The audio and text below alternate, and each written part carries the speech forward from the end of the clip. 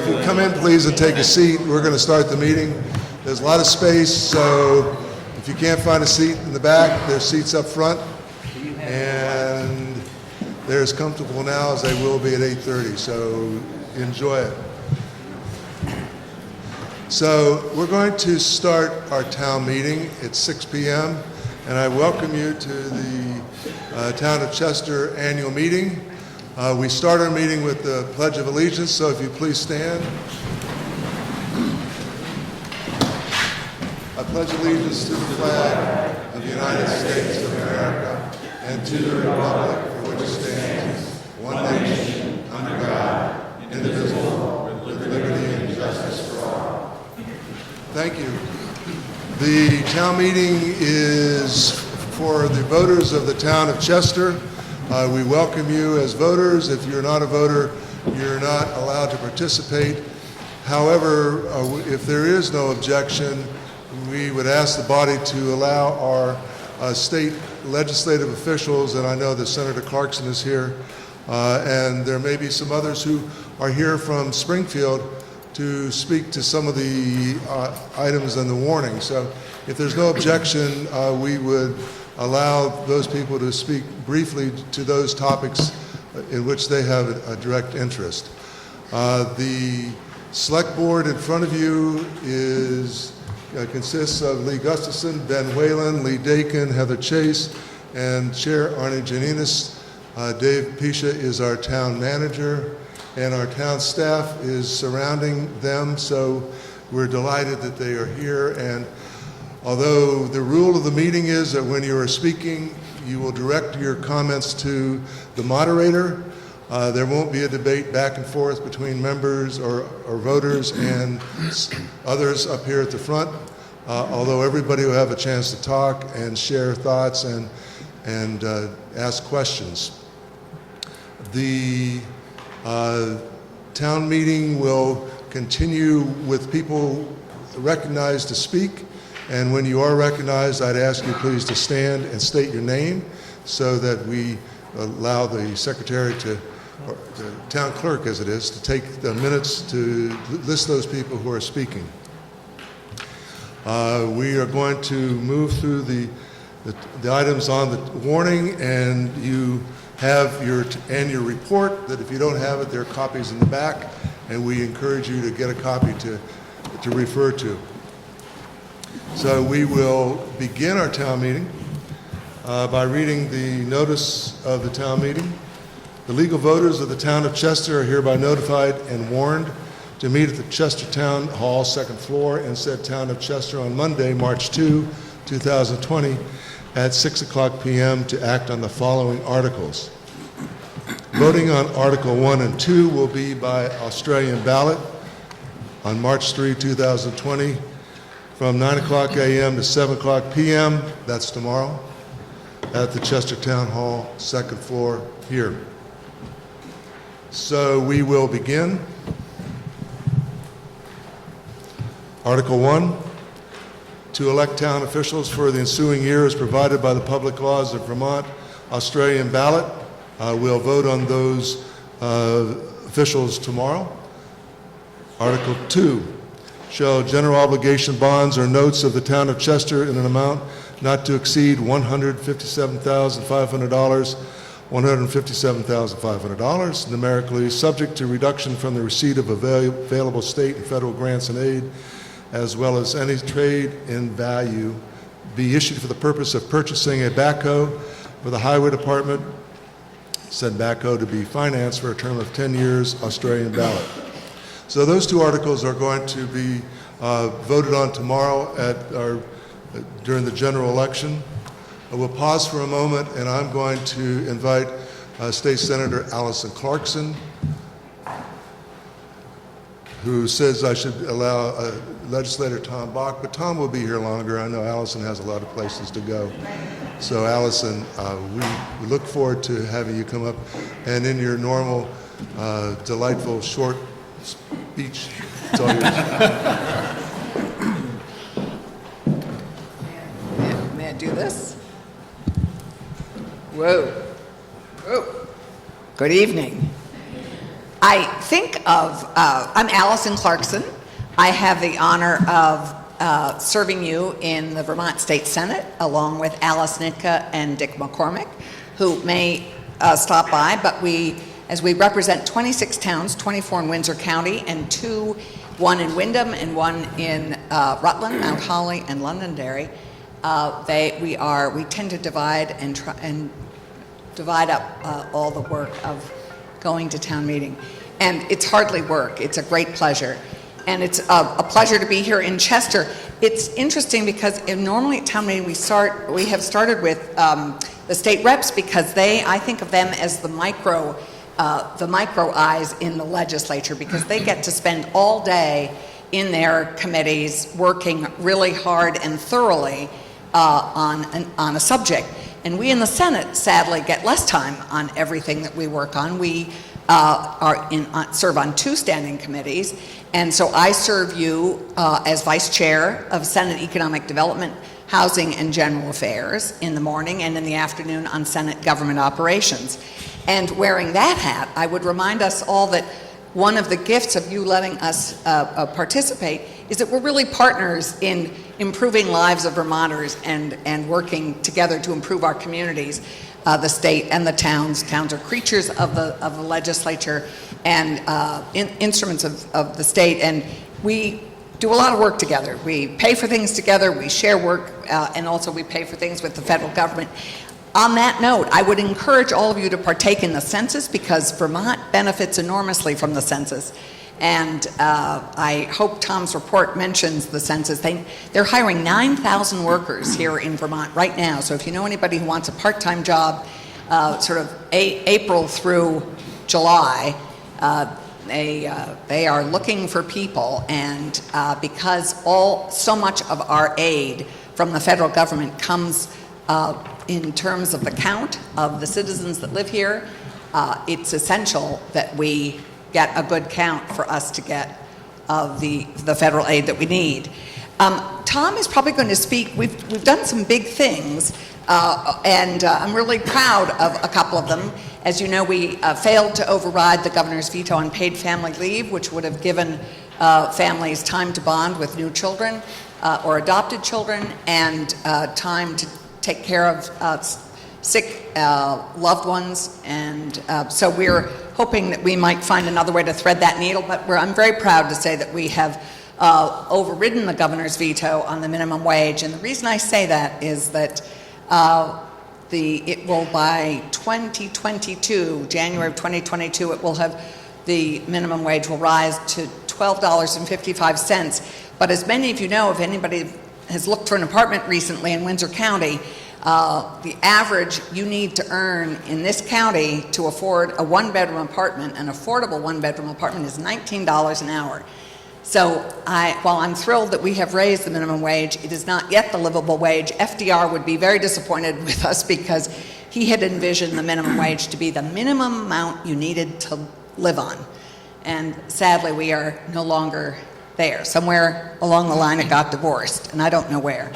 But Tom, I think, will speak to you about marijuana, because actually a lot of the action in the legislature so far has been in the House. The Senate has passed the House a number of bills, and they're getting to them, and it's quite exciting. And as the House takes the first stab at every money bill, all the big money bills are in the House first. But you've got marijuana, you've got Act 250. So on Act 250 reform, we have had a commission reviewing Act 250 for the last several years, and the bill, since sort of with their suggestions and with their reforms, is just come out and has been passed by the House. But in the Senate, I would say we're working on incenting housing in a fairly major way. We desperately need more housing in this state. Very expensive to build, and so workforce housing really needs state involvement and state dollars to help leverage all the federal and money and the grants. And in incenting housing, we are we're proposing to reform Act 250 by, I would say, getting rid of the duplicative permitting, particularly in wastewater and water permits, and trying to encourage density of housing, so that housing will be encouraged to be in your beautiful clustered centers of our downtowns. You're, I assume, a designated village center, yes? And we will have the opportunity to build that out with neighborhood development areas that could also get that designation. And in those areas, we're proposing to relax the Act 250 regulations so that we can really get the density we need to build the housing that we desperately need. We're also looking at relaxing permitting on multifamily homes and accessory dwelling units. So but that is coming down the pike. We're working on all sorts of incentives in economic development, and I'm working on a big student debt bill. As you may know, in rural states around the country, it's not just us, student debt, I would say, is one of the biggest barriers to young people either staying here in Vermont or moving to Vermont. That monkey on their back is so significant, they're not buying homes at the rate that those of us who are quite a bit older bought them. And they are tending to go to cities because, of course, cities pay considerably more than Vermont does. Vermont has a serious underpayment problem, which we need to address, and we need businesses to partner with us on that. But we underpay 18 to 20% on average in all sectors, which is really challenging for us as we look at how we afford some of the things we need to afford. So we're working on, and in the afternoon, we're working EMS. As you probably know, the Emergency Medical Services is having serious challenges around the state in terms of volunteers, in terms of finding the teachers they need to teach how to be an effective EMS person. And so we're working on a big sort of reforming of the EMS world. We're also looking to try and set up 4 pilots for regional public safety. We're really trying to incent looking at public safety in a more regional fashion and delivering fire, EMS, and what am I? Yes, police. Thank you. It's like police, fire, and EMS, and we're trying to do it more effectively in a regional fashion. The Senate has passed out. We passed out a number of things that Tom's going to talk about in terms of what the House has done. We have tackled a fairly good, sort of the next step in criminal justice reform, and we're hoping that that will keep more people out of jail, and with those savings, we will invest them in treatment and job training and all sorts of and mental health and transitional housing, which we desperately need for our prison, for our, I would call the corrections of lungs. I think one of the most, I do a lot of workforce development in economic development, and we're hoping to also double the number of apprenticeships in the state, which we're working closely with our career and technical education centers, beefing up opportunities for young people here in the state. So it is an exciting time in the State House, and I would encourage you on a day that you might not have 88 things to do, consider coming up to the State House and enjoying a day in the indoors. Very stimulating to go into any committee you'd like and listen and have lunch with us. We are very, the legislature is very accessible, and we would love to have you come and join us for a day. It's a good field trip for grown-ups who are maybe needing one. So I think that is probably, that's sort of what, I'd just like to say one more thing on the coronavirus. We were talking about it earlier.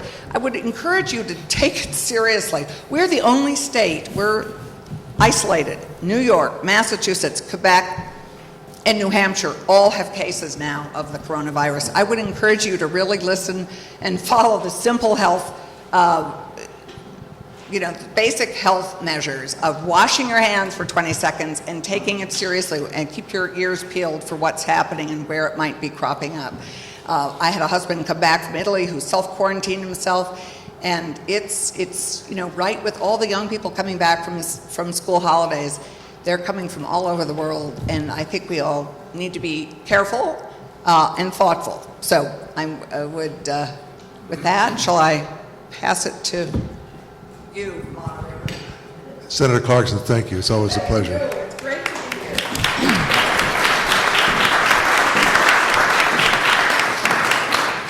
I'm going to invite our legislator, Tom Bach, to come out and speak briefly to us. Legislator Bach will explain the districts he represents and have a few words with you. Thank you, Mr. Moderator, Mr. Selectman, Board, Select Board. It's good to be back here. And I just got to say, I am just flabbergasted by the job the Select Board has done with this room. I can't believe it.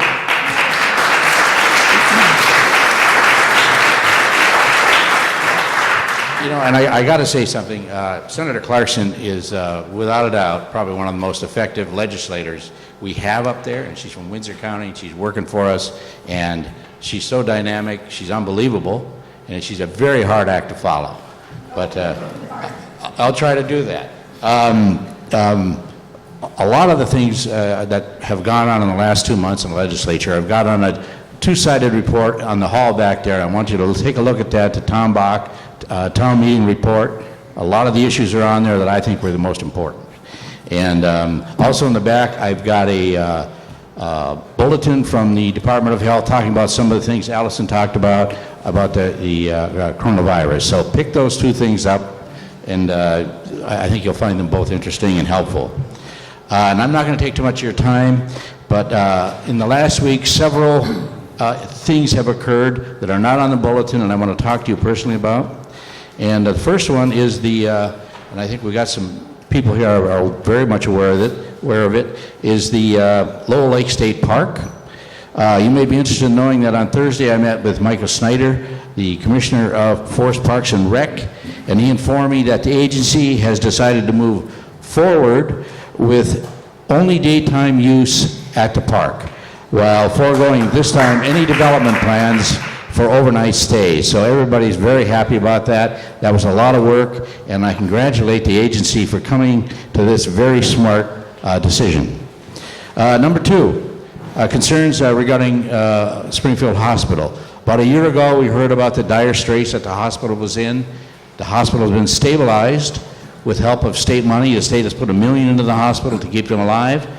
We recently hired a bankruptcy attorney to protect the state's interest. There's a lot of discussion going on. There's a lot of moving parts.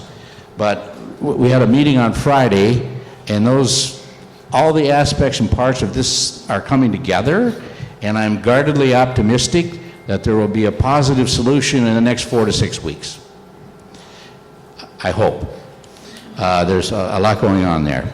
And my third concern is something that Allison touched on, is something I was concerned about, and we're all concerned about, is the commercialization of cannabis. I have received more emails and notes regarding this subject than everything else in the last 3.5 years that I've been in this job.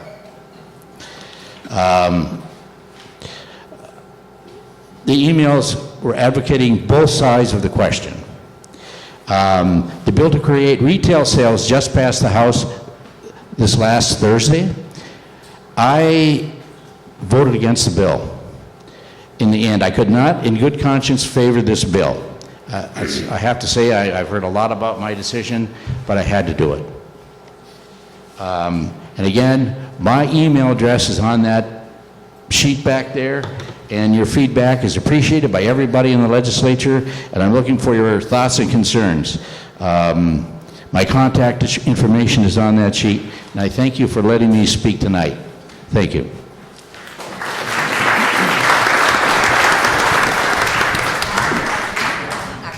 Sort of announce if I can.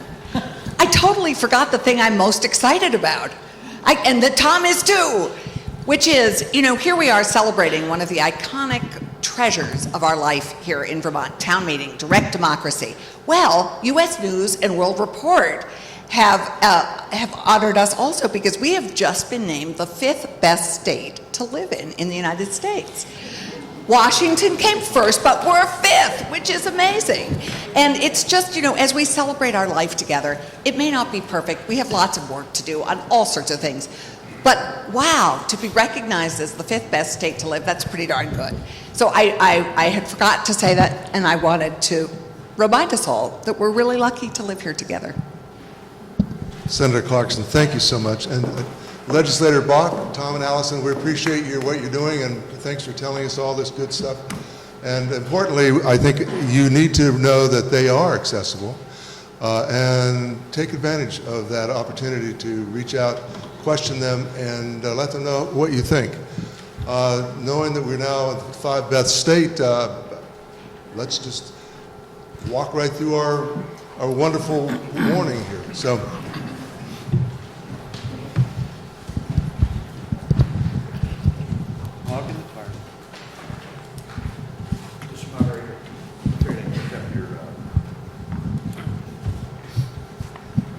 That is my solar panel man working on it. Excuse me.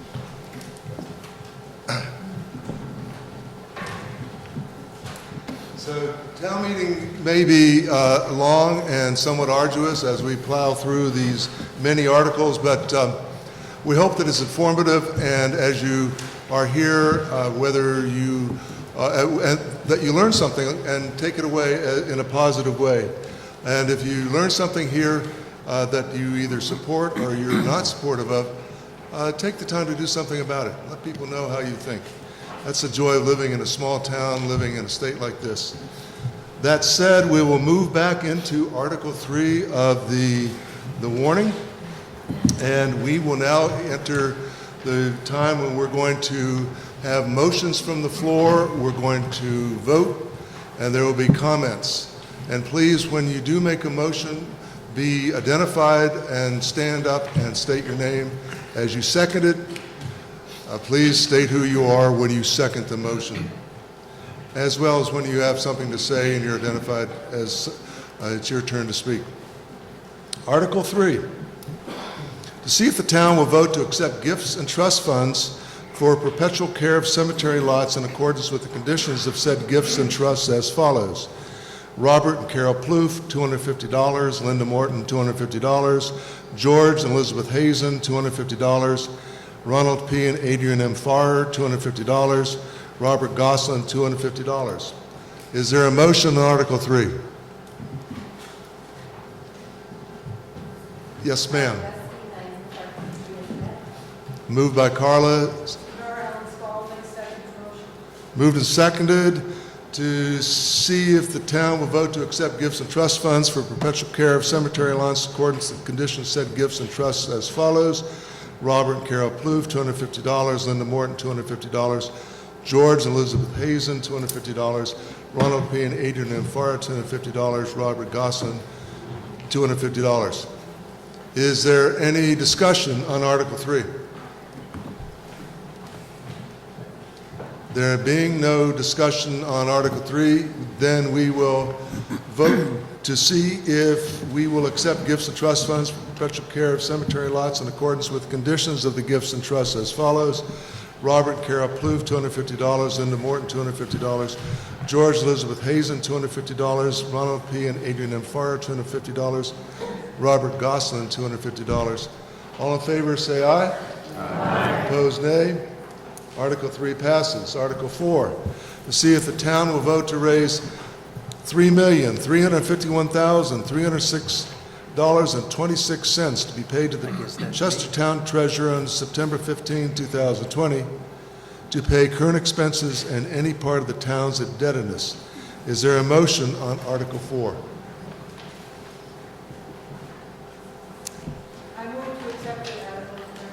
Norley moves to accept it as printed and seconded by Carla Westing seconds. You notice we're getting a little sloppy here, folks. Article 4, to see if the town will vote to raise $3,351,306.26 to be paid to the Chestertown Treasurer on September 15, 2020, to pay current expenses to any part of the town's indebtedness.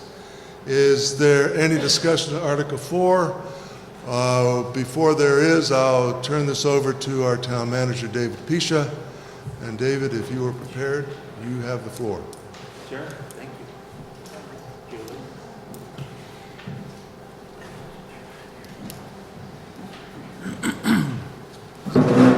Dave, is the projector on? The screen has to come on there too.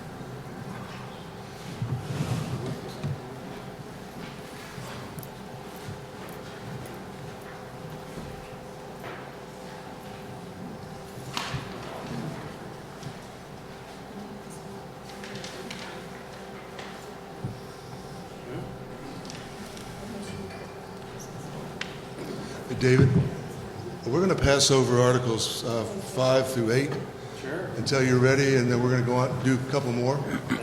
But we'll come back as soon as you're ready. So in anticipation of the machines being brought into working order, we're going to move to Article 9. So if you look at the town report, Article 9. Article 9. Shall the town of Chester appropriate the sum of $4,000 to Meals on Wheels of Greater Springfield, Inc.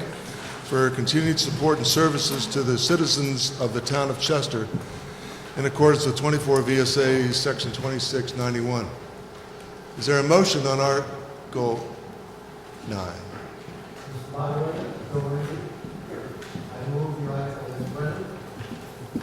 Moved by Mr. Lindsay and seconded by?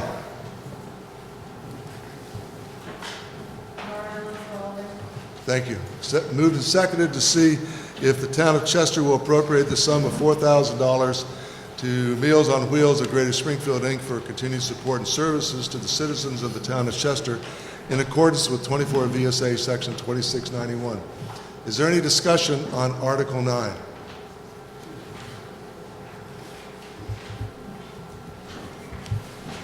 There being no discussion on Article 9, we'll then move to vote to see if we will appropriate the sum of $4,000 to Meals on Wheels of Greater Springfield, Inc. for continued support and services to the citizens of the town of Chester in accordance with 24 VSA Section 2691. Is there, all in favor say aye. Aye. All opposed nay. Article 9 passes.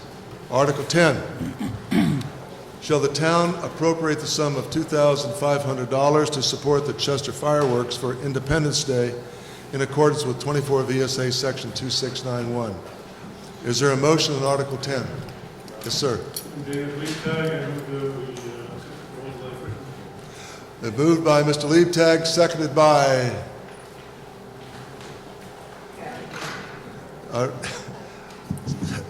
Kathy Garatino, seconds. We will discuss whether the town shall appropriate the sum of $2,500 to support the Chester fireworks for Independence Day in accordance with 24 VSA Section 2691.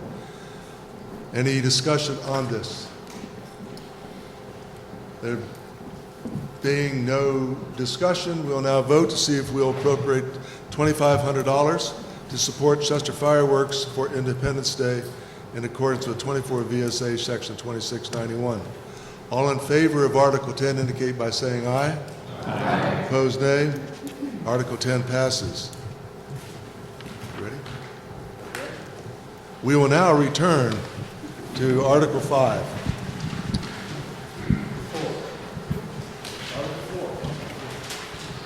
I seem to have a reputation of not being very technically astute, and I don't know where that comes from.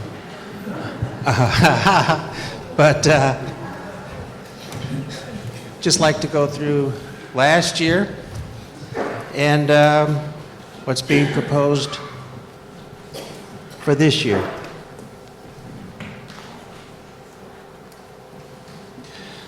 (2019) was certainly a difficult year.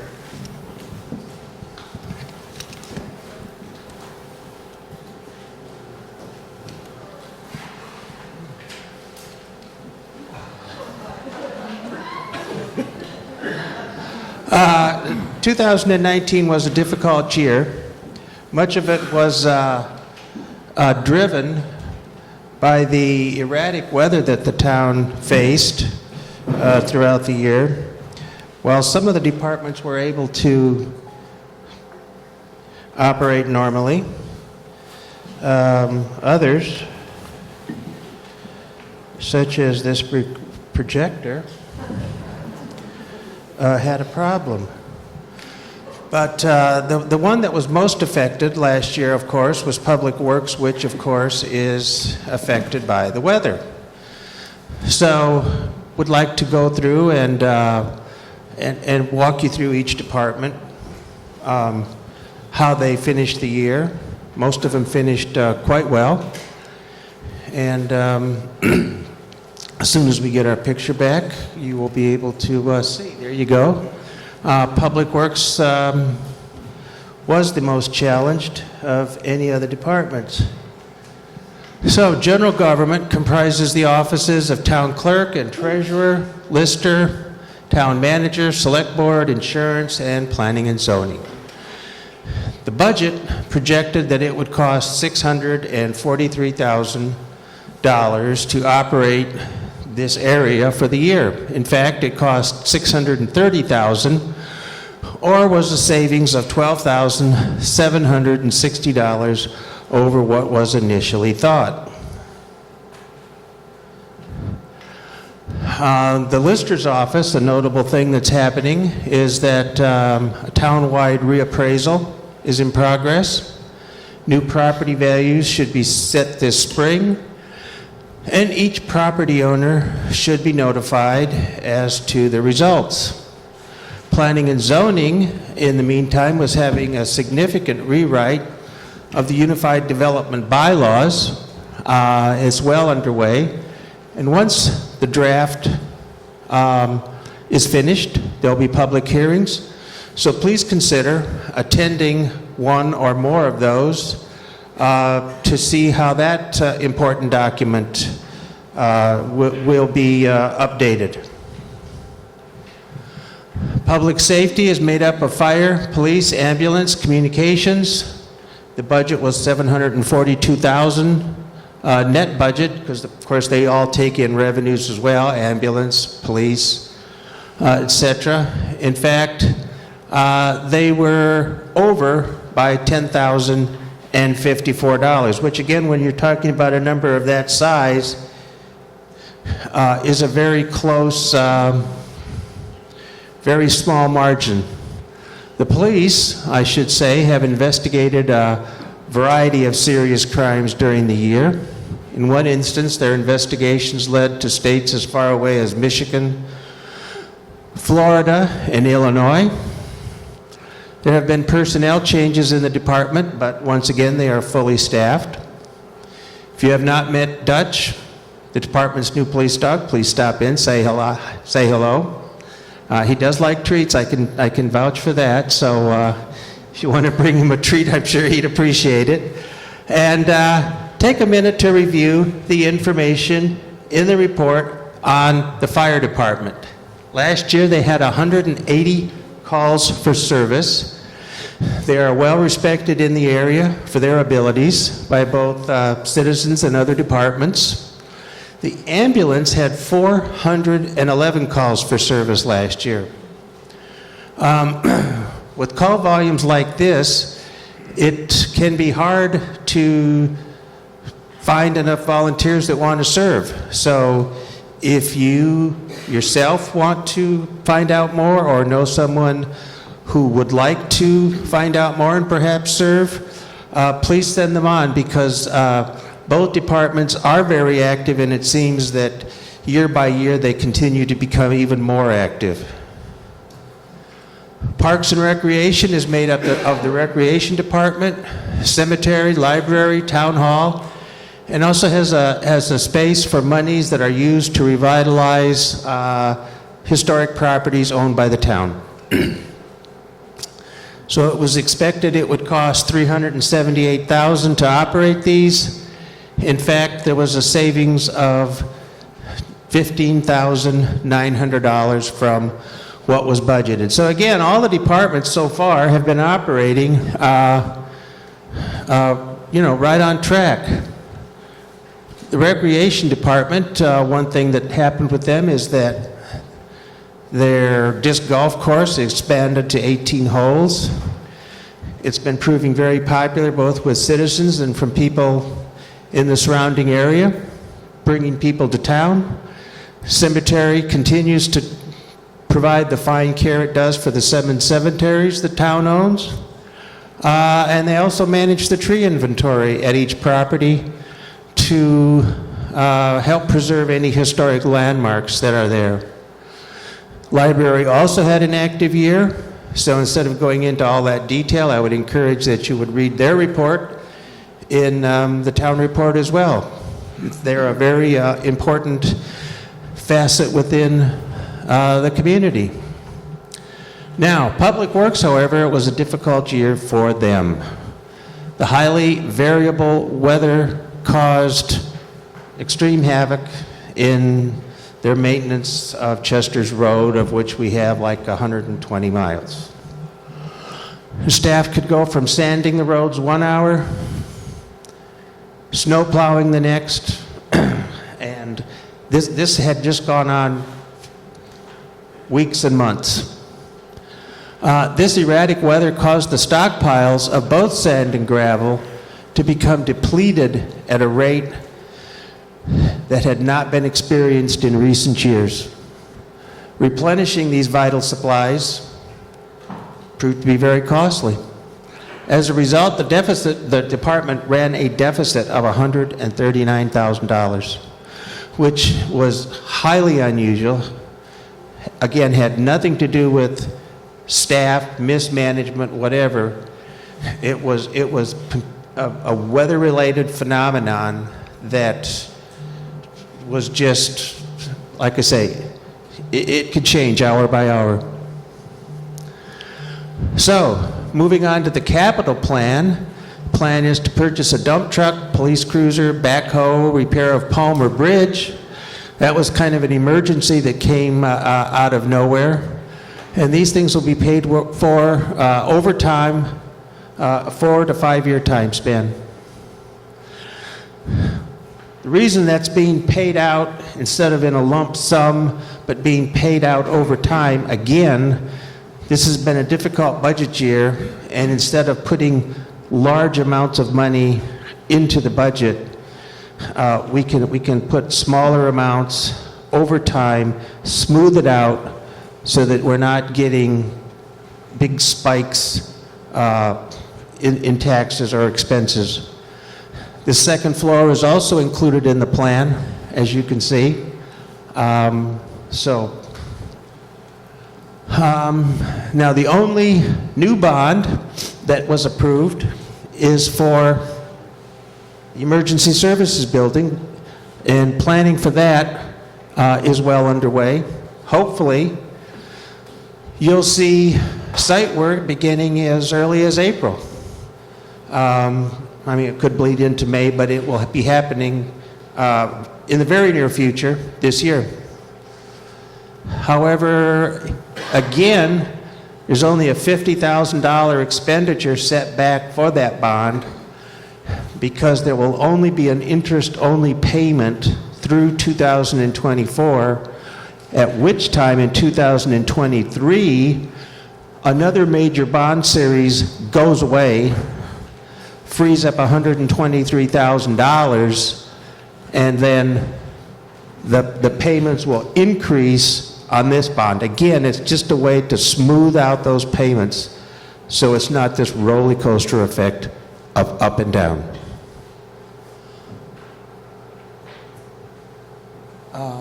So, as I say, planning is well underway. The committee is now meeting on an every other week basis with the architect, Russell Construction, etc. They are now starting to really hone in on the details and fine-tune the plans so that, as I say, in the spring this can kick off. It's expected that by the middle of next year, the EMS will be finished.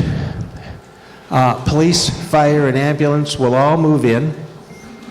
And then the town garage will be refurbished for $800,000, which has already been included in that bond, but the interior structure was considered still to be in great shape, so it's a new roof, new walls, other things will be added, a welding bay, etc., etc., but it will be used exclusively by Public Works, and both facilities at that point when they're done are considered to have a 50-year lifespan. Chester is also pursuing permission from Act 250 to open a gravel extraction operation.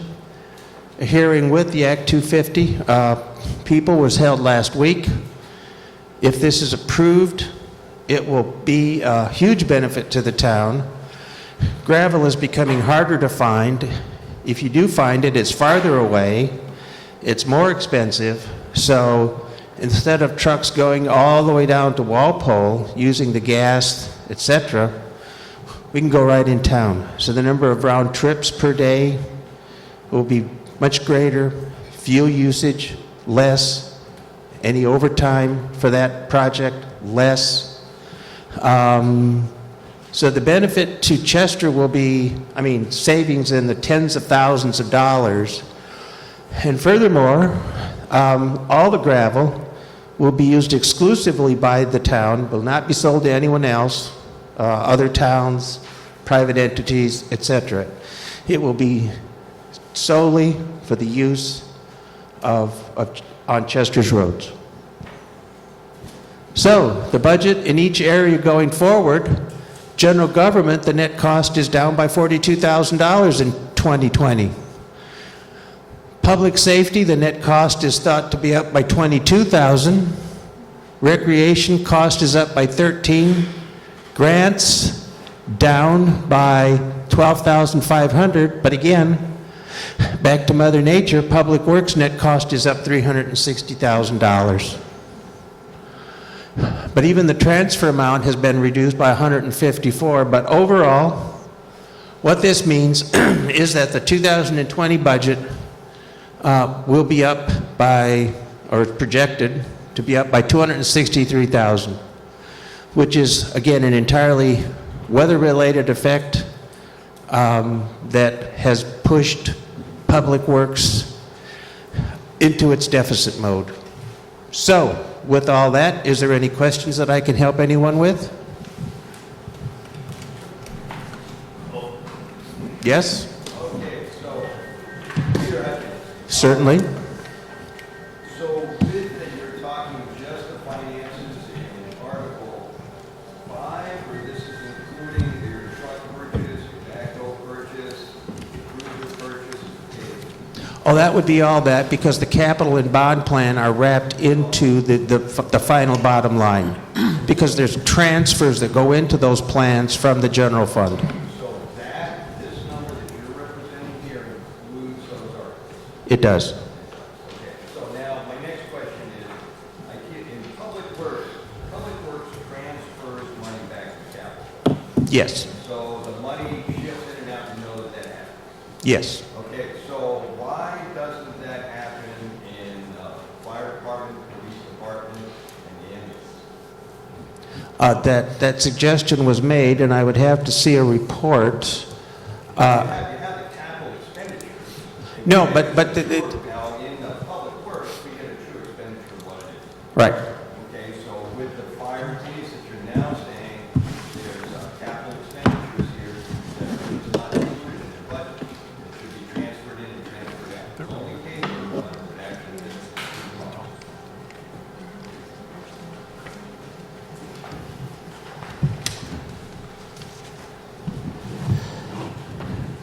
Well, if you notice, on page 39, for example, under fire, the very bottom line on their expenses is transfer to capital. So yes, it is showing that transfer coming out of fire and going to capital.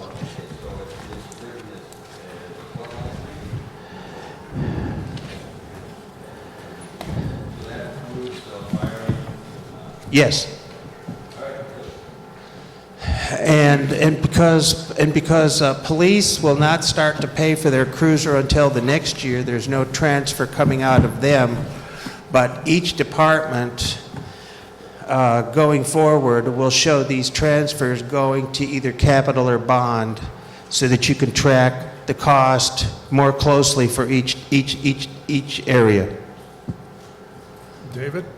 Yes. And maybe I can help you out, Peter. We had the same question on that regarding the transfers and how they work and how they're allocated, which is why when you see that, all those years before that, there weren't any. And this is the first year that you see that in the fire department, you see that in the police department. So we have a better idea of how much each department has to put into the capital plan and what that equipment costs. even though it comes out in the wash at the end that the town has to pay for it, it gives you a better idea on where that money is being spent. I'll ask it if the line item is the same. Yeah. And we just started doing that in there. But you'll see it from now on. Can I help anyone else? Yes. Chuck Curtino, I'd like to know where we're at relative to Act 250, be able to use this gravel on this pit we have. Well, we did have our hearing, and they have, I guess, gone away to think about it. Is that your understanding? I can help you out on that. Yep, sure. We just had the hearing on it, and they have approximately 10 days to respond with the merits and a few other issues that they had with it. Depending on their response, it'll determine what the next step would be. We're still hoping for a spring where we could start working the land and getting the gravel out of there, but there's still a step or two left that we have to go through with that. We had a meeting about a week ago regarding it, and it was pretty well attended. We didn't have any opposition to it at all, and our case was presented, and I think it went pretty well. We've even spoken with the school, and they seem at that meeting to be happy with what we were describing as the operation. It will not be a very intensive operation just for the town needs. It may work a month, 6 weeks out of the year. There'll be no drilling, no blasting. So compared to prior applications, ours is of a very low intensity. So we're hopeful. Yes, in the back. Tom Hildreth, will the town be publishing a detailed operational plan for this gravel pit, so we can see what hours of the day, months of the year that it might be in operation? Yes, I know. I think it starts. I'm going to say the application was for 7 to 4, 7 to 3:30, Monday through Friday. It's not a weekend operation. It doesn't go early in the morning, doesn't go late at night. I know the trucks are even being equipped with broadband signals instead of that loud beep, beep, beep when they're backing up.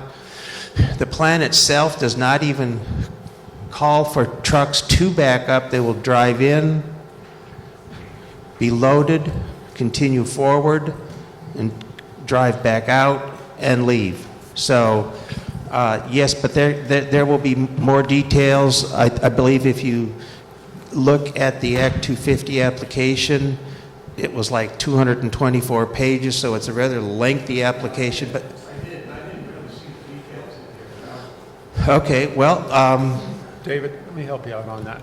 sure. One of the big items that was on the Act 250 permit, and the biggest, not problem, but the biggest issue was noise. And the noise was the issue when the crushers were running.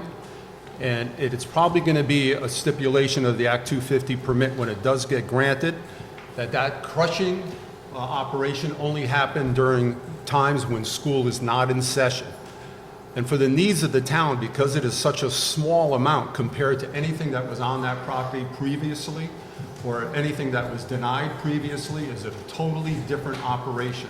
So even when we get if we get the permission and we go forward, our crushing operations would be 2 to 3 weeks, probably maximum, during the summer that would be taking place. So other than that, it's going to be a ghost town in that pit most of the time, except for occasional trucks going in or out to get material or to bring them to town hall. There'll be parts of it when they're excavating also, but the biggest item was the noise that we saw. And I think that's been addressed, and that's why it's only going to be that 2 or 3 weeks, and because that's all we need also. And the whole extraction area is currently limited to 5 acres. The entire site is 139 acres. And we can only clear 2 acres at a time. So again, if that gives you a sense of how limited it really is compared to the entire site, and if you go up there, when you get to the actual extraction area, you're basically surrounded by trees. I mean, it's It's, again, quite a bit different from previous.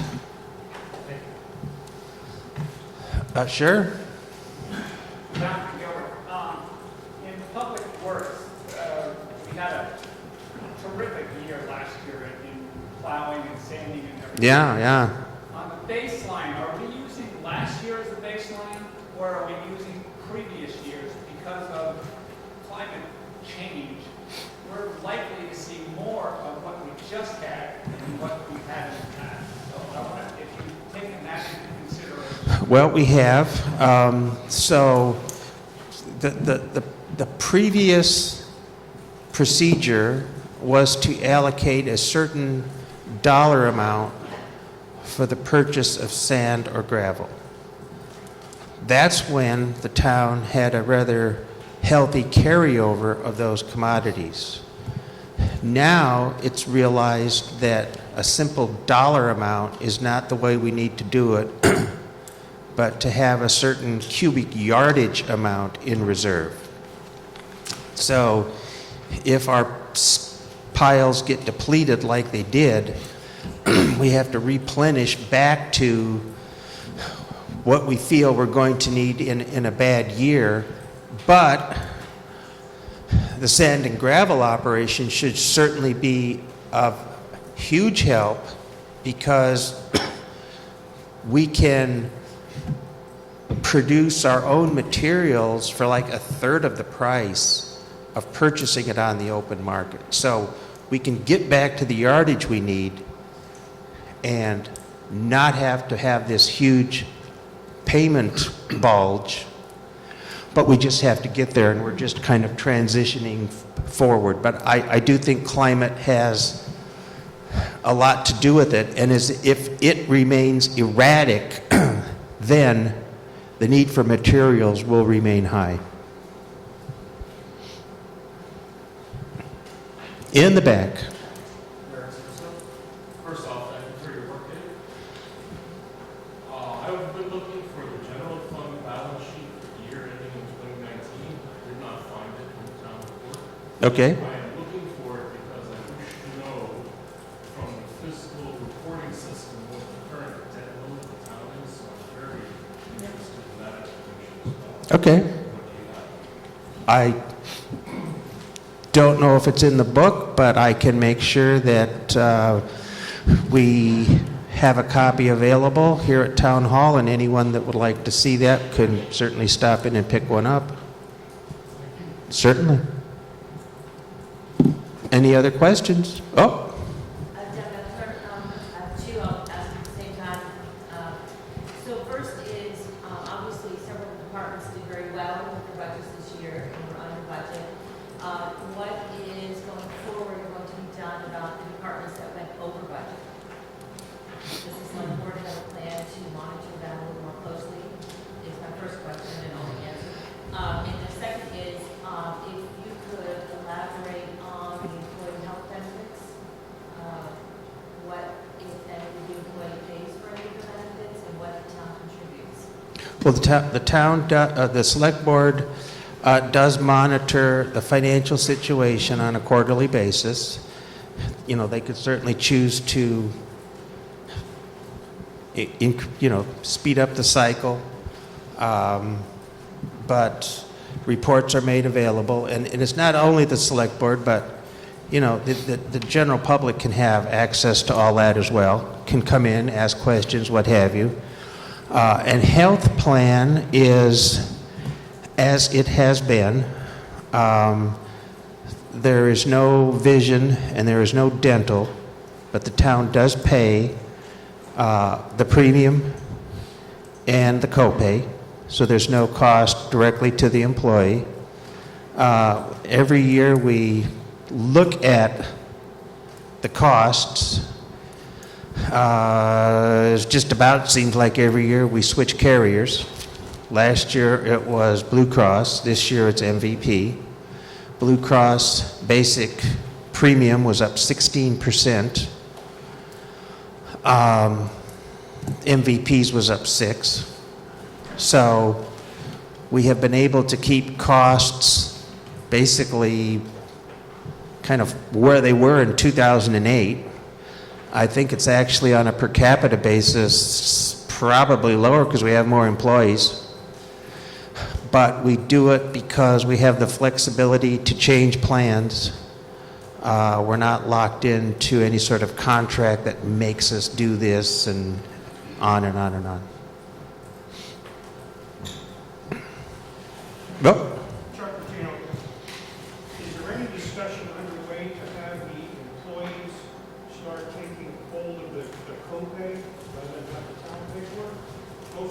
In most plans, I know the one I'm on, I get my own. well, you know, that'd be a select board question, and they probably will want to start that discussion early in the year. By that I mean this summer, so that they can find out all the relevant facts, have informational meetings with the employees, depending on what they choose to do. But we are signed on to the current plan and going forward. One thing is the employees as a whole last year got a 1% cost of living raise, and then amid the entire group, some got more, some got, well, nothing. But the average increase beyond that was 1.8%. So, you then have to say, well,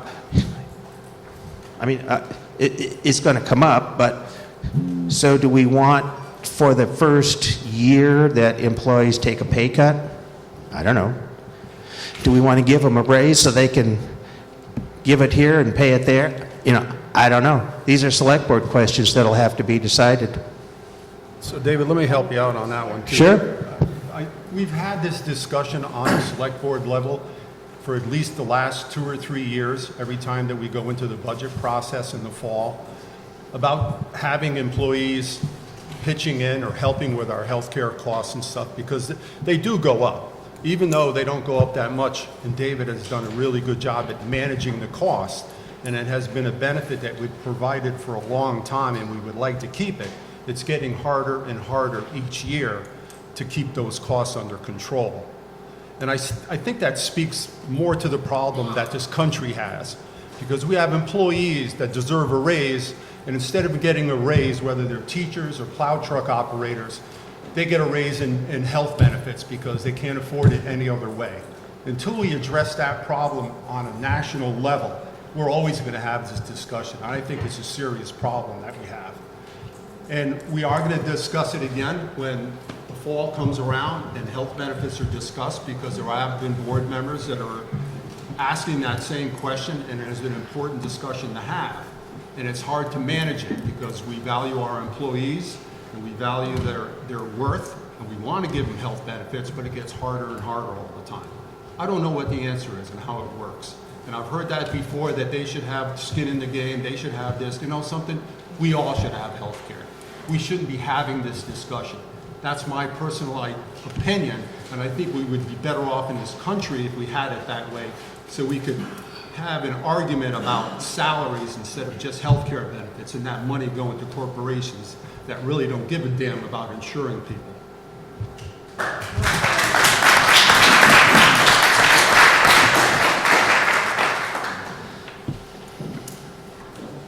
Anything else? Oh, Peter? So what would you say the percentage increases that you're having?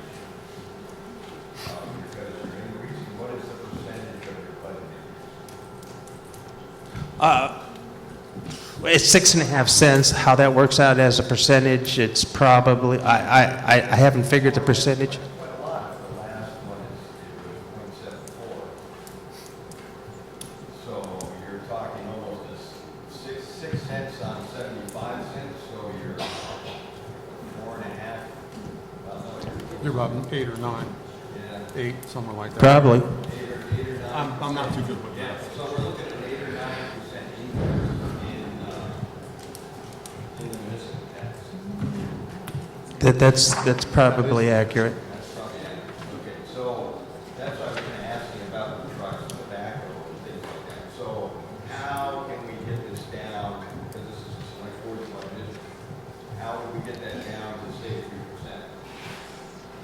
Well, see, I don't know, because the whole issue focuses on public works. It focuses on the need for sand and gravel and what happened last year. So if you want to get that down, you would have to go and say what services that the town currently offers can we do without. You know what we're here tonight, so you know, the paving, certainly, you give that up, right? Which, I mean, what with the board, you know, what do you think we need to cut? I mean, the board is down $12,000 because we have the only two-tower firehouse.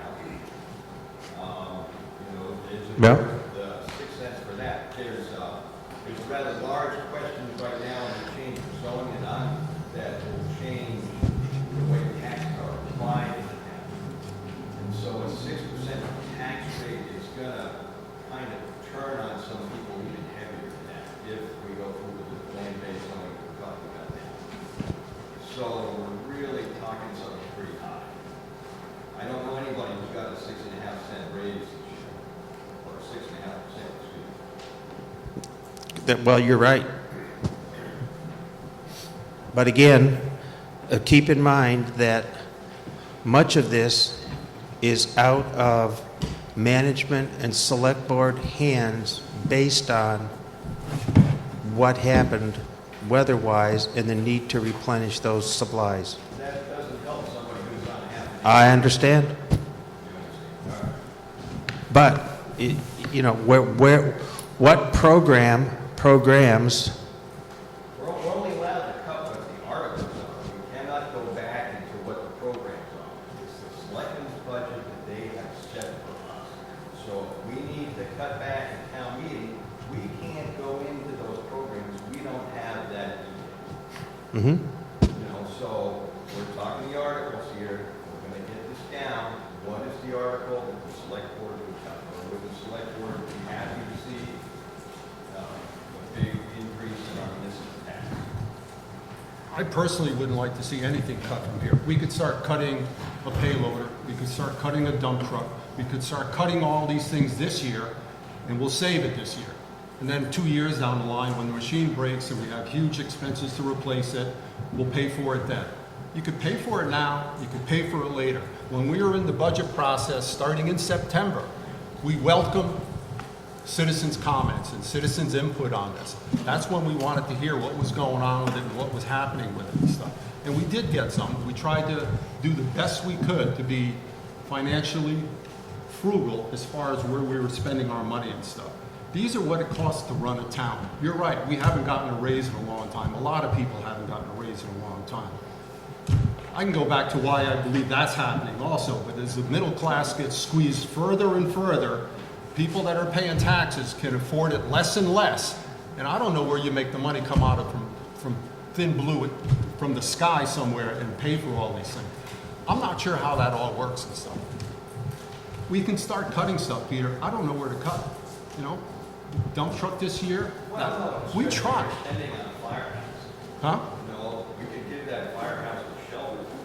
You know, can you, well, either that, or maybe it's not that, maybe you have to start thinking about doing it for just a tax. You know? There's a lot of things we should discuss when we come to budget time. I agree.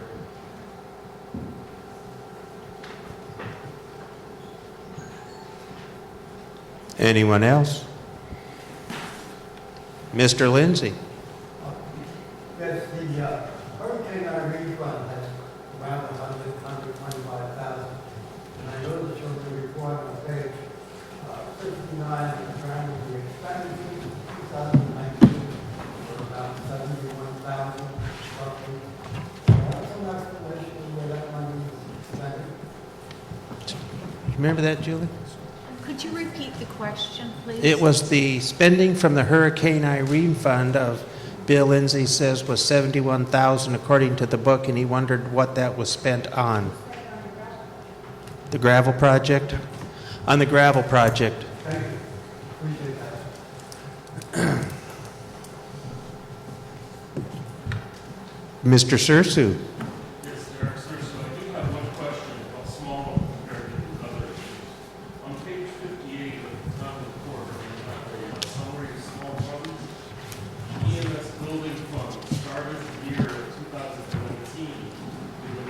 bonds. It appears to me that it spent more money and ended up with a larger negative balance as of December 30th. And I'm wondering how the town is doing. And if that money will be paid into the fund or somehow recouped somewhere. That must be the bond.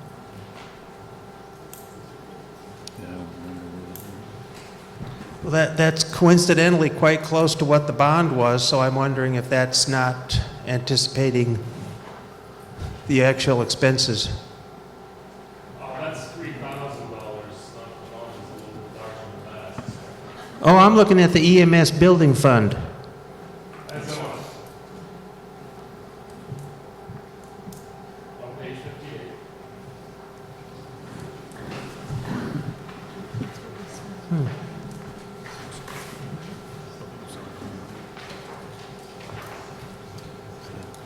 Isn't that feasibility study paid out of economic development? Yeah, yeah, but it wasn't $1.5 million. No, it's not.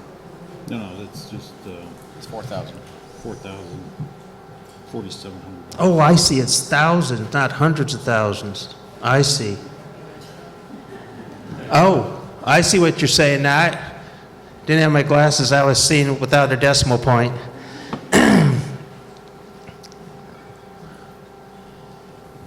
Well, again, I think it would just come from the bond proceeds, would have to put that back to zero.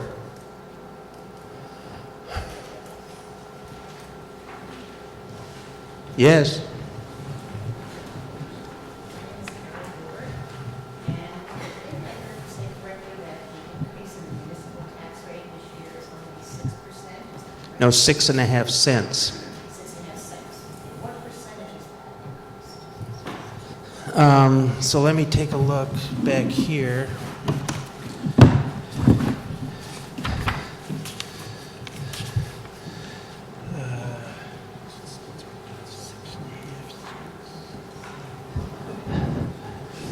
There's a municipal tax rate. I'm going to say off the top of my head, but we can figure it out quickly. It's about 8%.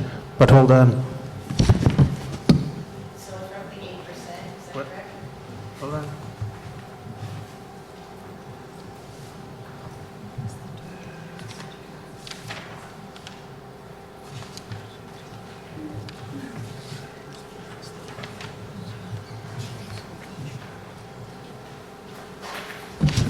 Eight and 3/4%. Looking around here tonight, first of all, I'm really glad to see these folks here, because I was at the school board meeting the other night, talking about the increase in our school budget for this coming year. And honestly, there were maybe enough people there at the front to see here. So thank you for all coming here. We're looking at not just an 8+% municipal tax increase, but our school budget increase is 9% this year. And I am not convinced that the town of Chester, the taxpayers in Chester, can afford those costs. Thank you. Just remember that the town, although we send out the tax bill and do collect taxes for both entities, probably gets somewhere in the neighborhood of about 30% of every tax dollar.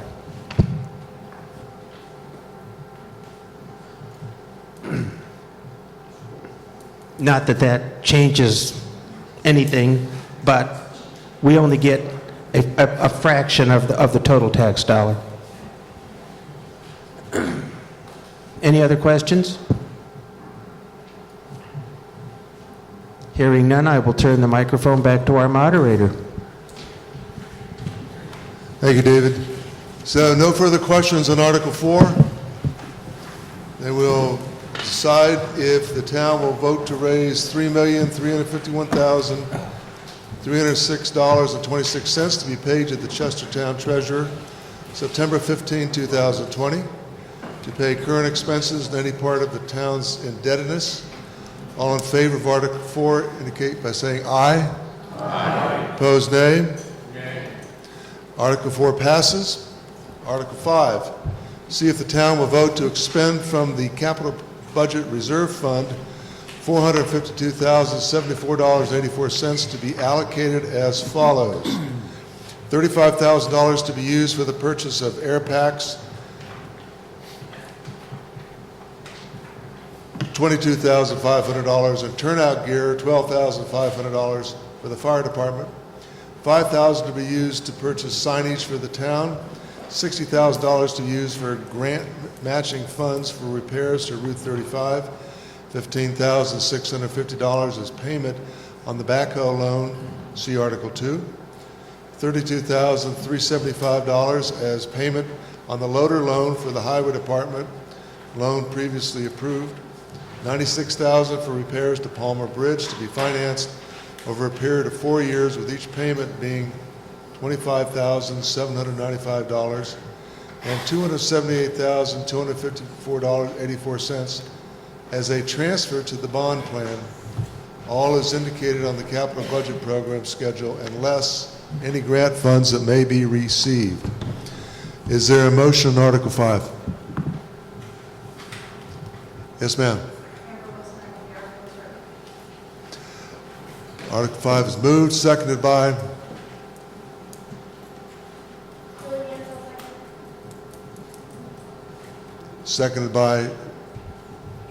Julie Hantz. All right, so Article 5 has been moved and seconded. I'm just going to read the basics of Article 5 and not go into the details. I refer you to your warning to go to the per items for those individual amounts. To see if the town will vote to expend from the Capital Budget Reserve Fund $452,074.84 to be allocated as set forth in the article. Is there any discussion on Article 5?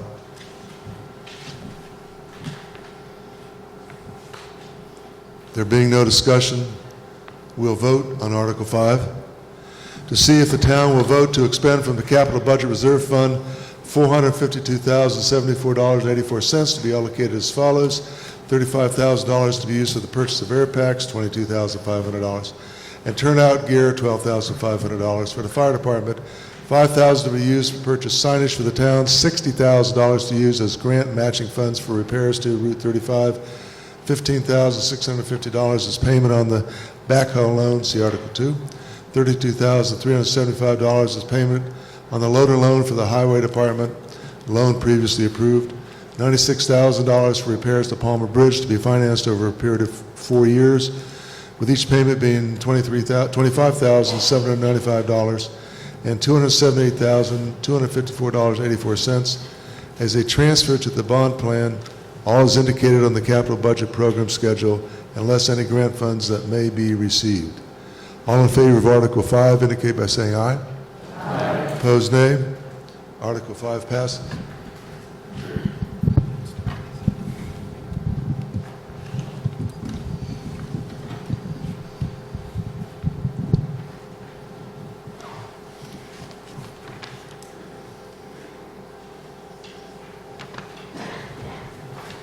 Article 6, see if the town of Chester will vote to approve the purchase of a dump truck for the highway department in an amount not to exceed $140,000, less any trade-in. Said dump truck to be financed for a term of 5 years, beginning 2021, as illustrated in the capital plan. Is there a motion on Article 6?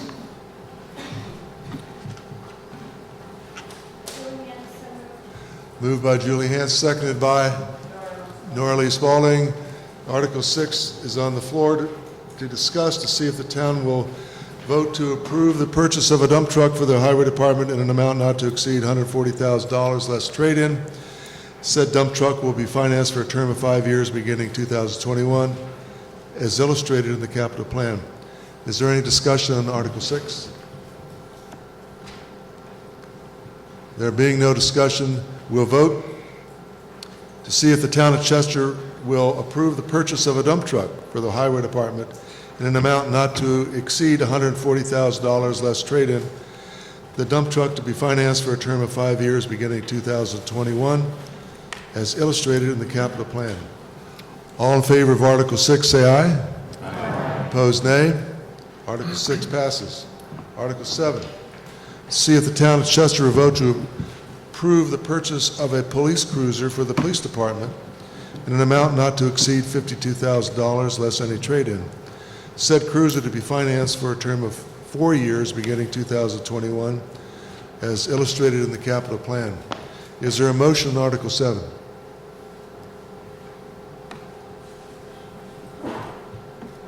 Mr. Leetag. Moved by Mr. Leetag, seconded by Norley Spaulding. Thank you, Norley. On the floor, we'll discuss to see if the town will vote to approve the purchase of a police cruiser for the police department in an amount not to exceed $52,000 less any trade-in.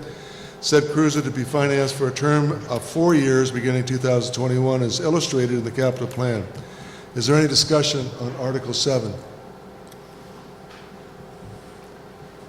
There being no discussion, we'll vote now to see if we will approve the purchase of the police cruiser for the police department in an amount not to exceed $52,000 less trade-in.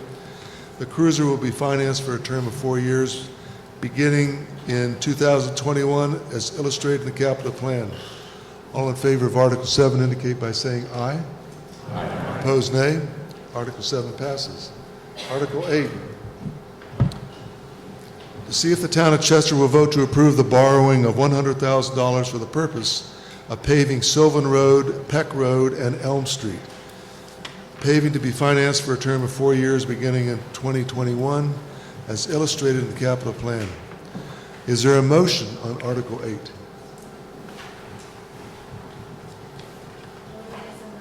Moved by Julie Hanson, seconded by Chris Winnicke, seconds. On the floor, we will discuss to see if the town will vote to approve the borrowing of $100,000 for the purpose of paving Sylvan Road, Peck Road, and Elm Street. The paving will be financed for a term of 4 years beginning in 2021, as illustrated in the capital plan. Is there any discussion on Article 8? Yes, ma'am. I just have a question. It shows that I don't really know how it works, but I would think paving the streets would come out of the public works budget. It kind of bothers me that we have to borrow money to pave the street when we're, I mean, our taxes this year are going to go up exponentially with all the things that are going on, and it just seems like maybe waiting some of this stuff for a year, maybe next year won't be quite so heavy, but I don't understand why we have to borrow money to pay. Answer from the board. Well, it is $100,000. So if you spread that out, let's say over 4 years, then you're only expending $25,000 per year. Well, a little more than 25 because there's interest. That money wouldn't come out this year, which it would if you paid it as a lump sum for paving, which would be the full $100,000. So, as a loan, the town won't start paying it back till 2021, and then at only a portion of that paving cost. So, it will come out of Public Works budget as a transfer to pay for that loan. It just won't have the full impact that a cash outlay would have had on the budget. But it's still another $100,000. Oh, absolutely, yes it is. My question is, why isn't that part of the public works budget? Paving that needs to be done. I don't understand why paving isn't part of the public works. It always has been a part of Public Works, and there's been a lot of paving already done.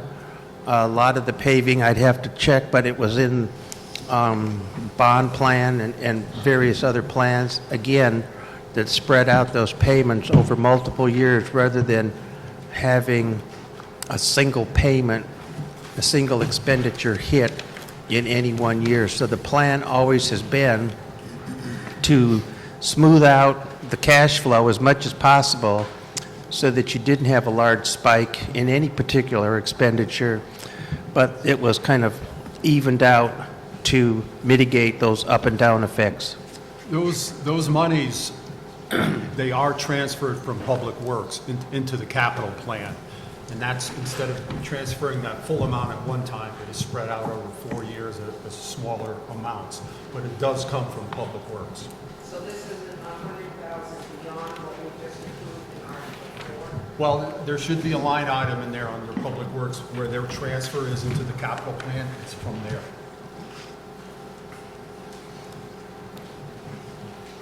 Further questions on Article 8?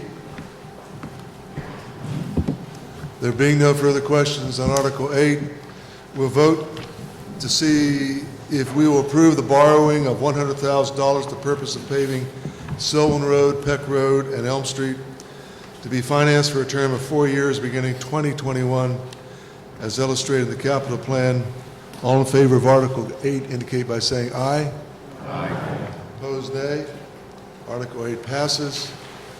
We'll move on. We've already voted on Articles 9, 10, and 11.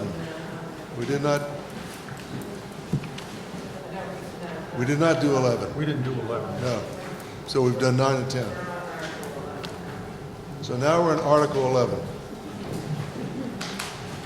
Shall the town appropriate the sum of $13,807 to help support the home health, maternal and child health and hospice care provided in patients' homes and in community settings by the Visiting Nurse Association and Hospice of Vermont, New Hampshire, in accordance with 24 VSA 2691. Is there a motion on Article 11? Yes, sir.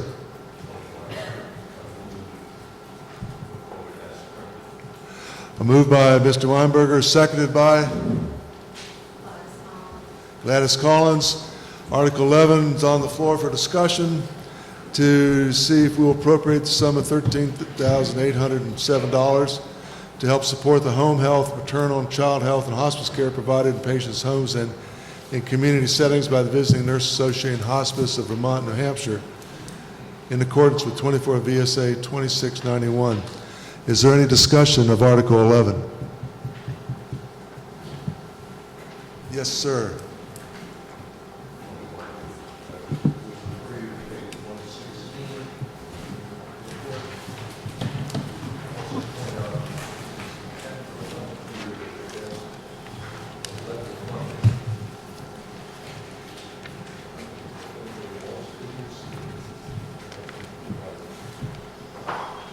Thank you. Further discussion on Article 11? There being no further discussion, then we'll vote to see if we will appropriate the sum of $13,807 to help support the home health, maternal and child health and hospice care provided in patients' homes and in community settings by the Visiting Nurse Association Hospice of Vermont, New Hampshire, in accordance with 24 VSA Section 2691. All in favor of Article 11 indicate by saying aye. Aye. Opposed, nay. Article 11 passes. Article 12. Shall the town appropriate the sum of $3,044 to help support outpatient mental health and substance abuse services by the staff of Healthcare and Rehabilitation Services, Inc., HCRS, in accordance with 24 VSA 2691. Is there a motion on Article 12?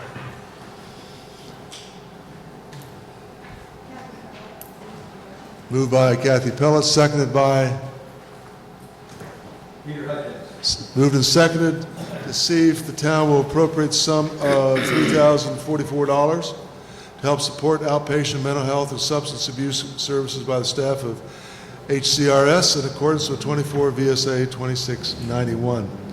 Is there any discussion on Article 12? Yes, ma'am. I'm Jessica Steele, representing HCRS as the Health Services Division Director. Thank you, everyone. I just wanted to mention that we are a comprehensive community mental health provider, and we serve residents of Windsor and Windham County. So we seek to provide collaborative, creative, compassionate services that are responsive to the needs of the communities that we support. We advocate and assist individuals, families, and children living with mental illness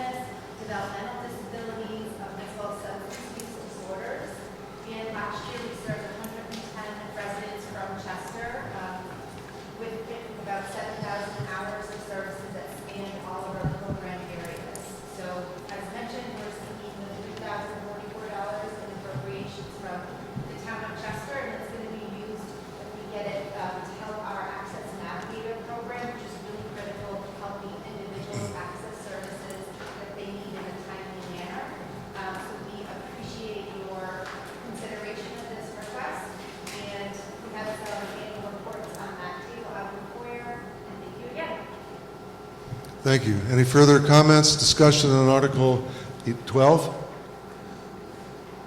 There being none, we will now vote to see if we will appropriate the sum of $3,044 to help support outpatient mental health and substance abuse services by the staff of HCRS in accordance with 24 VSA 2691.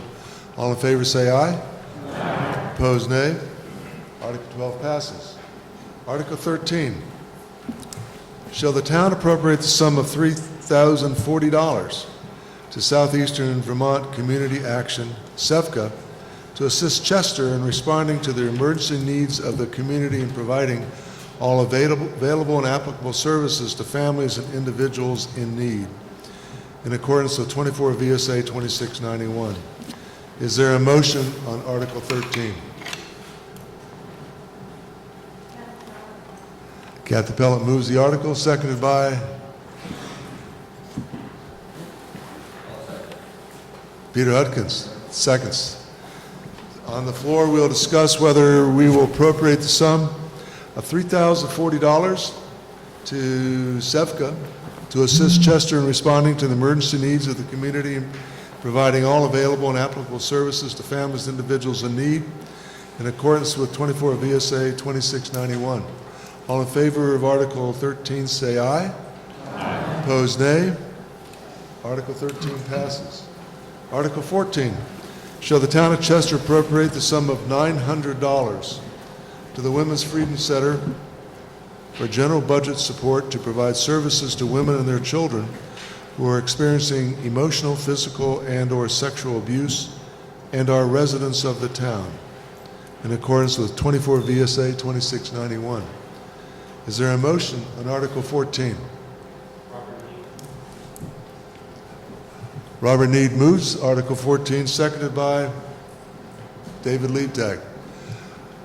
To put Article 14 on the floor to see if we will discuss the appropriation of the sum of $900 to the Women's Freedom Center for general budget support to provide services to women and their children who are experiencing emotional, physical, and/or sexual abuse and are residents of the town in accordance with 24 VSA 2691. Is there discussion on Article 14? There being no discussion, we'll vote to see if we will appropriate the sum of $900 to the Women's Freedom Center for general budget support to provide services to women and their children who are experiencing emotional, physical, and/or sexual abuse and are residents of the town in accordance with 24 VSA 2691. All in favor of Article 14 indicate by saying aye. Aye. Opposed, nay. Article 14 passes. Article 15. Shall the town raise and appropriate the sum of $1,200 for the support of Senior Solutions, formerly Council on Aging for Southeastern Vermont, for help to support seniors and their families who are trying to remain at home and not be placed in a nursing home, in accordance with 24 VSA 2691. Is there a motion on Article 15? David Lord moves it, seconded by Townsend Gilbert. On the floor, we will discuss whether or not the town will raise and appropriate the sum of $1,200 for the support of Senior Solutions for help and support of seniors and their families who are trying to remain at home and not be placed in a nursing home, in accordance with 24 VSA 2691. All in favor of Article 15? Is there discussion on Article 15, Mr. Collins? Hi, everybody. My name is Jim Collins. I have been a resident here since 1966. Okay. I recognize some of my ex-students in the here. I retired in June of this year after 54 years in education, putting up with some of these people. And now I'm working for Senior Solutions part-time. And we thank the town of Chester for their support. We have served the residents of Chester and southeastern Vermont since 19 1973. And our mission is to promote the well-being and dignity of older adults. I hope you all vote on this. Thank you very much. Is there further discussion on Article 15? There being no further discussion, we'll vote to see if we will raise and appropriate the sum of $1,200 for the support of Senior Solutions for help and support of seniors and their families who are trying to remain at home and not be placed in a nursing home in accordance with 24 VSA 2691. All in favor of Article 15 indicate by saying aye. Aye. Opposed, nay. Article 15 passes. Article 16. Shall the town of Chester appropriate the sum of $2,250 for the support of the current, operated by Connecticut River Transit, Inc., to provide transit services to the residents of the town of Chester in accordance with 24 VSA 2691. Is there a motion on Article 16? Moved by Kathy Hasbrook, seconded by Kathy Pellet. On the floor to discussion is the article to see if the town will appropriate the sum of $2,250 for the support of the current, operated by Connecticut River Transit, Inc., to provide transit services to the residents of the town of Chester in accordance with 24 VSA Section 2691. Is there any discussion on Article 16?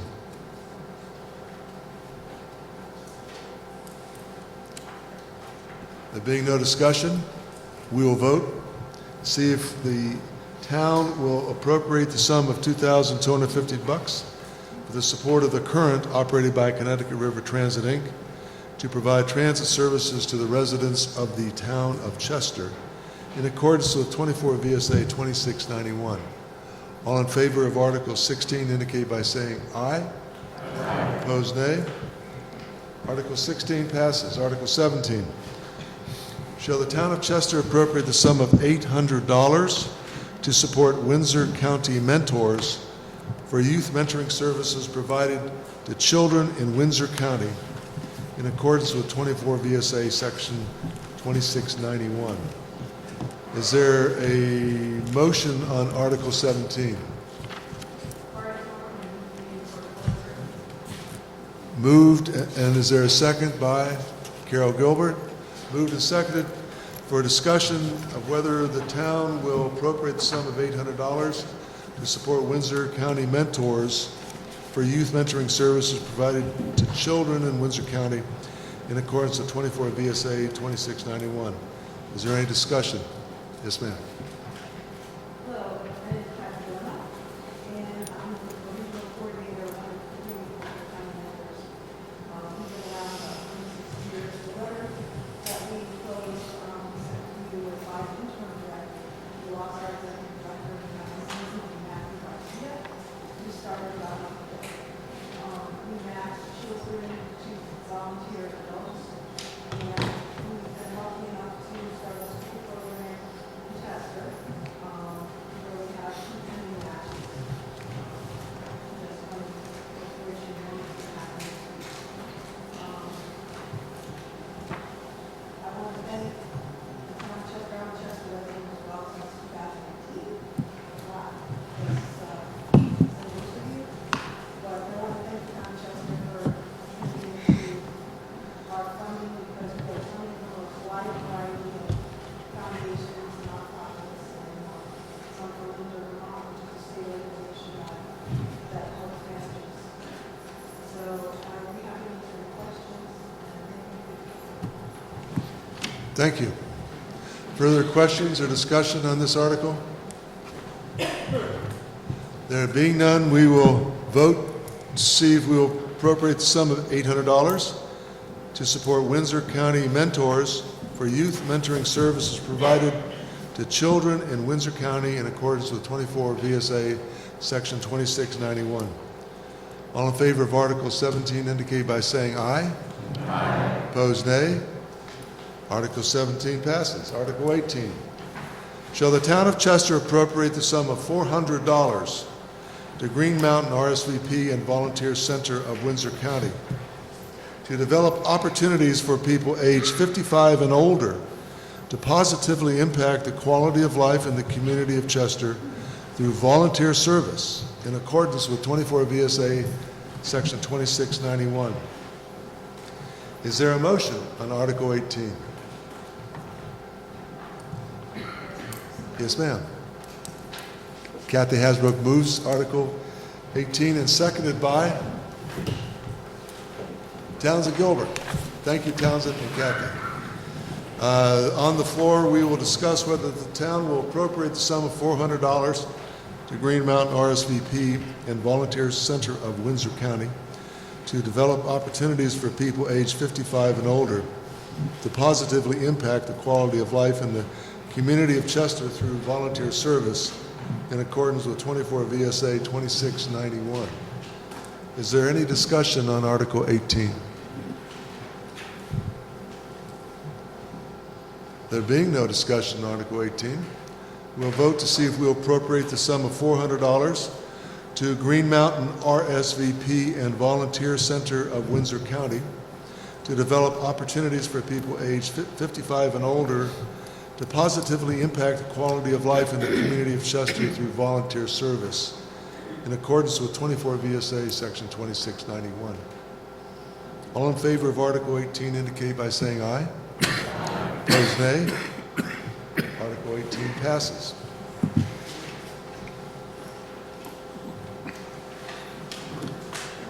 We're moving on to the third page of the warning, and we'll continue with Article 19.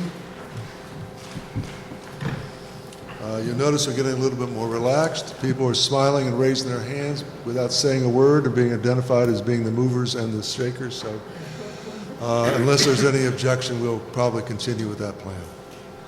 Article 19. Shall the town appropriate the sum of $1,800 toward the support of Community Cares Network of Chester and Andover, a nonprofit organization which provides services to senior citizens, helping them to stay in their homes longer safely in accordance with 24 VSA 2691. Is there a motion on Article 19? Yes, sir. Moved by David Leibtag and seconded by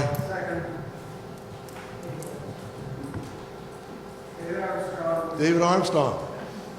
Moved and seconded for discussion to see if we'll discuss the article to determine whether we'll appropriate $1,800 towards the support of Community Cares Network of Chester and Andover, Inc., a nonprofit organization which provides services to senior citizens, helping them to stay in their homes longer, safely, in accordance with 24 VSA 2691. Is there any discussion on Article 19?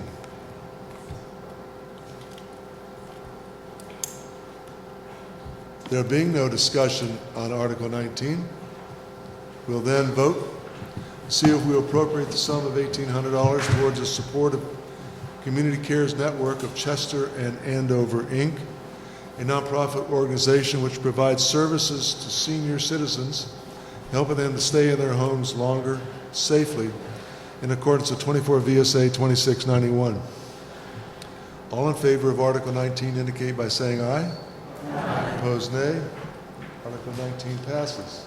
Article 20. To see if the town of Chester will appropriate the sum of $3,000 to assist in the services of Chester Andover Family Center for individuals and families in need, in accordance with 24 VSA 2691. Is there a motion on Article 20? David Lord moves, seconded by Chris Winicky.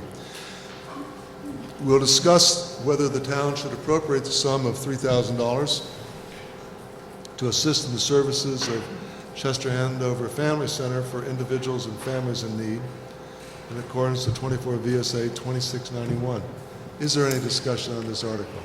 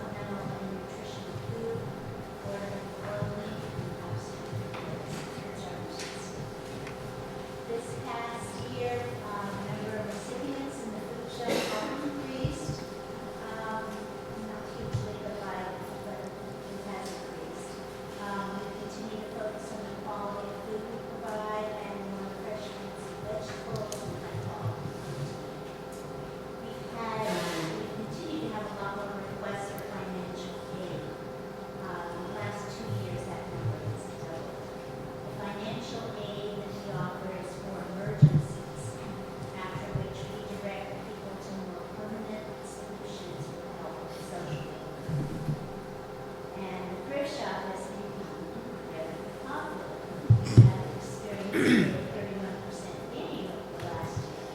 So if you happen to stop by, we encourage you to do so.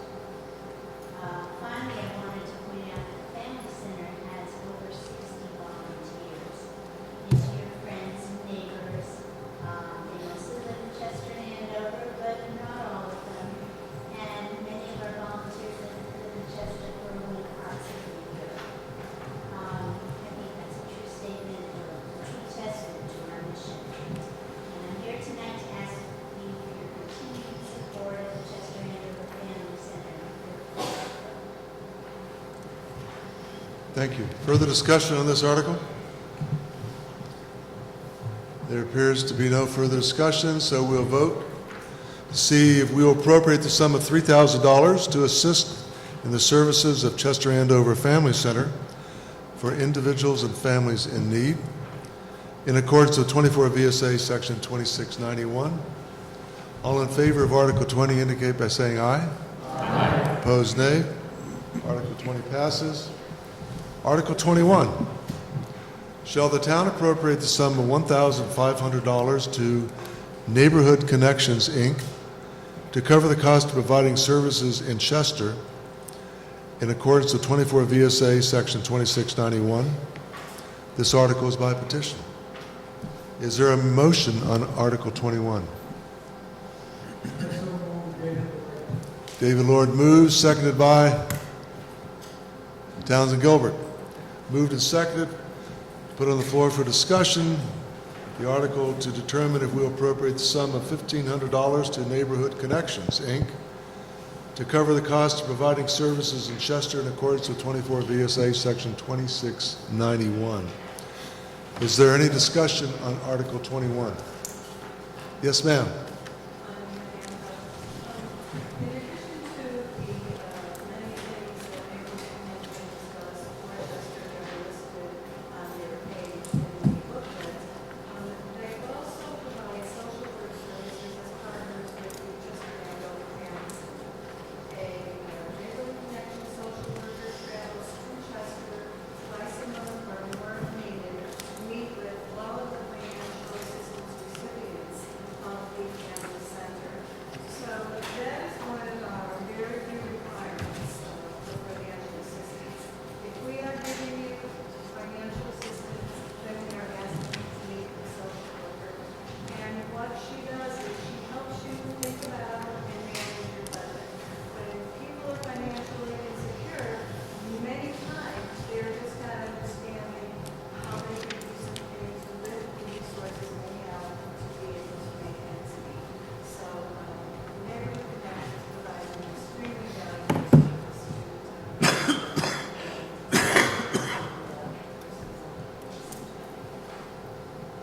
Thank you. Is there further discussion or questions on this article? There being none, we'll vote on Article 21 to see if we'll appropriate the sum of $1,500 to Neighborhood Connections, Inc. to cover the cost of providing services in Chester in accordance with 24 VSA 2691. All in favor of Article 21 indicate by saying aye. Aye. Opposed, nay. Article 21 passes. Article 22. To see if the town will authorize the Select Board to borrow money in anticipation of taxes to pay current expenses and any part of the town's indebtedness. Is there a motion on Article 22? Seconded by Ms. Collins. Ms. Hans, Ms. Collins moved to second.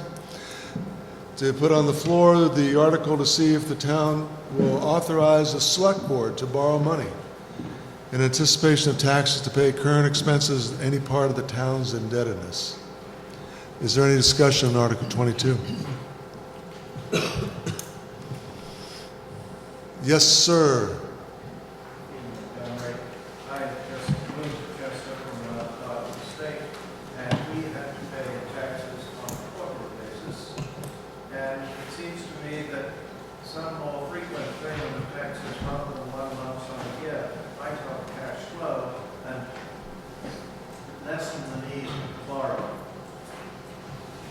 Point made by Mr. Montgomery. comment, thought, further discussion? When the town went to its accrual system of accounting, we were able to reduce our borrowings on an annual basis from $1.2 million down to about $500,000. And instead of taking out a loan for 9 months out of the year, we can take it out for a much shorter portion of the year. Not that people can't pay taxes quarterly, it's just something the select board would have to take up should they choose to move in that direction. But just our accounting system change itself has helped the town with its tax anticipation borrowing immensely. Any further comments, discussion on this article? There being none, we'll vote on Article 22 to see if we will authorize the Select Board to borrow money in anticipation of taxes to pay current expenses and any part of the town's indebtedness. All in favor of Article 22 indicate by saying aye. Aye. Opposed, nay. Article 22 passes. Article 23, to act on the reports of the town officers for the year ending December 31, 2019. In your presence, in your hands, on the table is the town report. Article 23 is to act on the reports within that document. Do we have a motion on Article 23? Mr. Collins moves and Carlo seconds. On the floor is the reports of the town officers. We've moved to act on them, and an action is either to accept them or not. So the motion is to act. If you don't act, there's no consequence, but is there any discussion on this article? Any questions? There being no discussion or questions on Article 23, then I will ask for the vote to see if we will accept the reports of the town officers for the year ending December 31, 2019. All in favor say aye. Aye. Opposed, nay. Article 23 is passed. Article 24, to transact any other business deemed proper when met, not including the expenditures of town funds or other business acted upon in the preceding articles. Is there any other business deemed proper to act upon at this time? Mr. Hudkins. I would like to, although she left, and we probably embarrass her, I'd really like to thank Lana for her years of service and my many years of discussions over how much my property's been evaluated. I'm sure other people have. For 32 years, she's put up with everybody in town. I really think that's very so.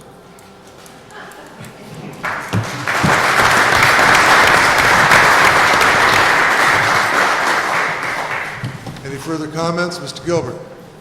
Yes, I would like to thank the select board for the automatic speed signs that you put out in town, especially when it goes to thank you. And I'm serious, it says a lot to people who are driving through town that we thank people for doing the right thing. All the other signs you see around the state, they never say that. They don't say slow down. I just think that's wonderful. And I feel every time I go through it and I get a thank you, which is all the time. And I just feel proud. I feel proud to be a Chester resident. Thank you. Thank you, sir.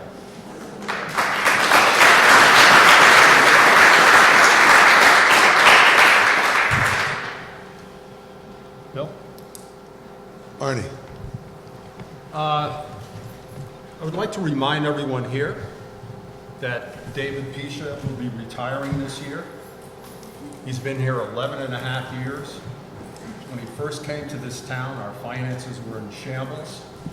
He took us through a couple of hard years to get it back to where it should be. He's been a strong leader as far as our finances go during all these years, understanding mostly of what goes on, especially with the bonds and the budget and stuff. His tech skills maybe aren't the greatest, but we've gotten used to that.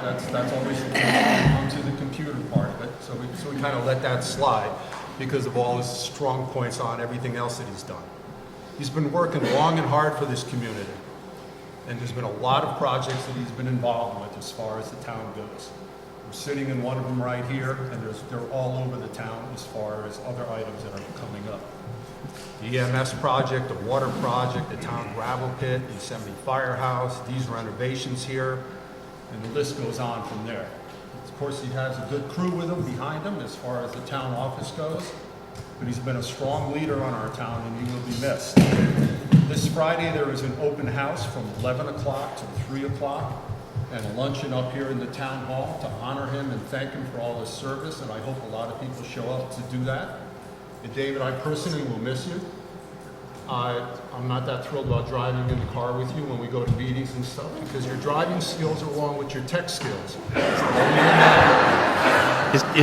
But you were able to walk away from it, so I mean, that means it was an okay ride. That is a good thing. David, I wish you well, and I hope you stay in Chester. Well, my wife said she didn't know she was a small town girl till she moved here. We like the people. We like the doctor, the vet. I mean, Christopher Favre's moving to TD Bank. I mean, a dentist right here on Main Street.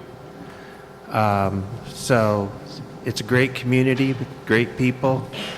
And when it was announced that Vermont was the 5th best state in the nation, about 6 weeks ago, a website, Insider, toured the nation, checking out small towns, and they named Chester the best small town in Vermont. So I thought that was quite an honor. So yeah, we think it's great, and the only thing that's kind of playing on our mind is, do we want to move closer to our daughter who lives in Washington, D.C.? But thank you, everyone.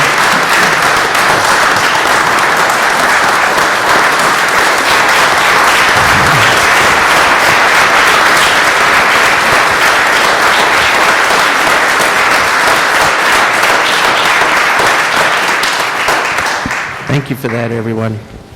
So the town meeting is not over yet, so please, you may leave if you choose, but we're not over.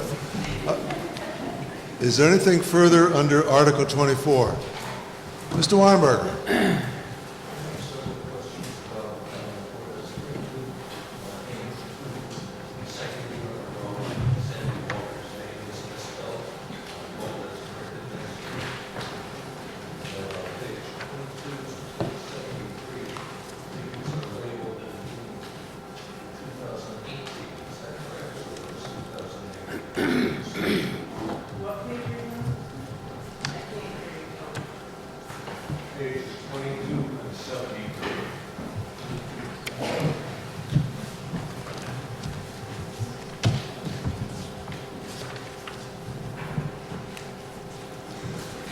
Has that second point been received by the town clerk? And is it? What about on page 22? I can't hear you. Oh, right, it should say 2008. Those corrections have been noted. Any further comments? So there are none. Now, the good news is we finished all of the printed articles. The bad news is there's no article to adjourn. So we're not always in this position. But in the discretion of the moderator, we'll ask if there's a motion to adjourn. Seconded by? We are adjourned. Thank you. Thank you for turning out. And don't forget to vote tomorrow. Tomorrow at 9 o'clock in the morning here, you can vote. Thank you.